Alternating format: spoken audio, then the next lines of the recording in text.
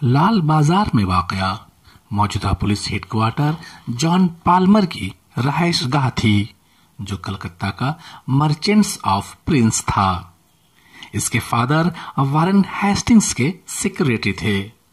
یہ اپنی مہمان نوازی کے لیے بہت مشہور تھا اور ایک دفعہ اس نے 2 گورنر جنرل کی ضیافت کی تھی، یعنی دعوت کی تھی۔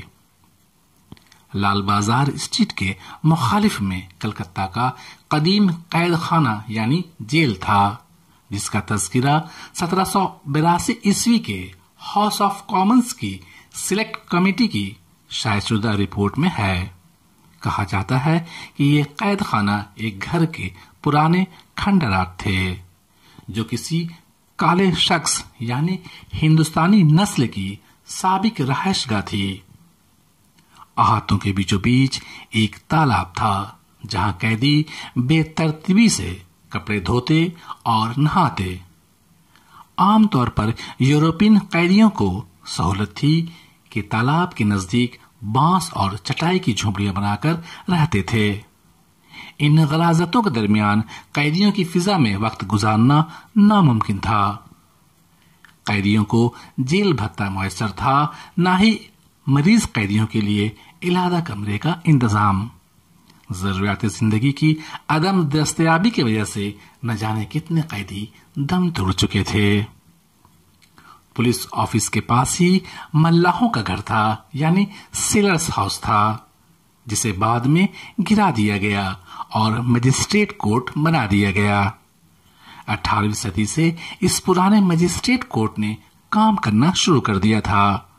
بعد میں اسے بنگسال اسٹریٹ پر منتقل کر دیا گیا۔ اسی میں مشہور ہارمونک ٹاون تھا، جو اپنے وقت میں کلکتہ کا سب سے خوبصورت ہوٹل اور بار تھا۔ ان دنوں اس پورے علاقے میں ہوٹل اور شراب خانے کھلے ہوئے تھے۔ یہیں پر گولڈ مہر نامی ایک دکان مٹھائی اور شراب کے لیے خوب پسند کی جاتی تھی۔ تاریخ کی بات کریں تو 1720 عیسوی میں انگریزی حکومت نے نائب دیوان یعنی پولیس کا سربراہ مقرر کیا تھا۔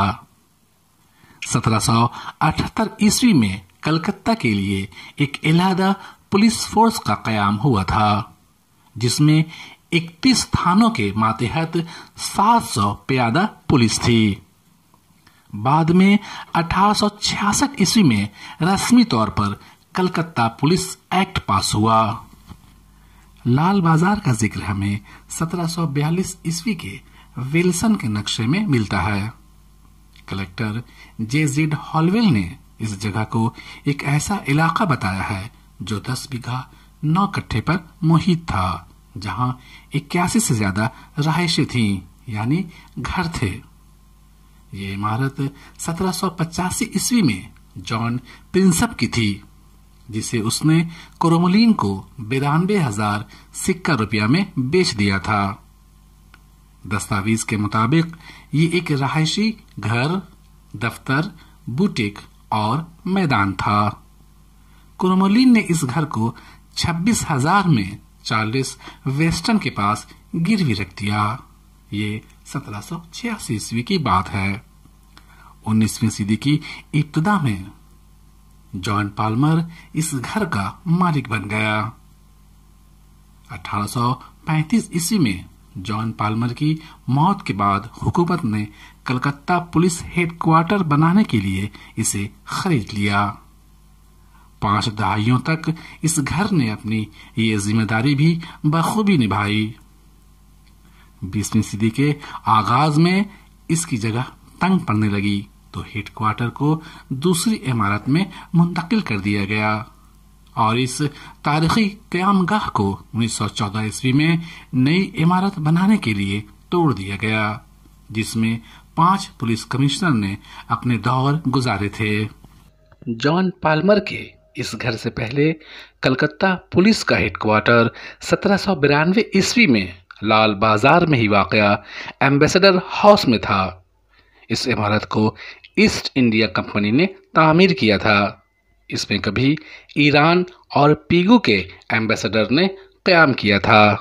जॉन पाल्मर के जिस घर पर नई इमारत 1914 ईस्वी से 18 ईस्वी के दरमियान बनाई गई उसे मेन बिल्डिंग कहा जाता है। इसका डिजाइन बंगाल हुकूमत के आर्किटेक्ट हेनरी क्रॉच ने तैयार किया था, जबकि इसकी तामीर जेसी बनर्जी ने की थी। आज इस बिल्डिंग में police commissioner, additional police commissioner, joint police commissioner, DC headquarter, DC DD और दीगर इंतजामी अमूर के दफातर हैं।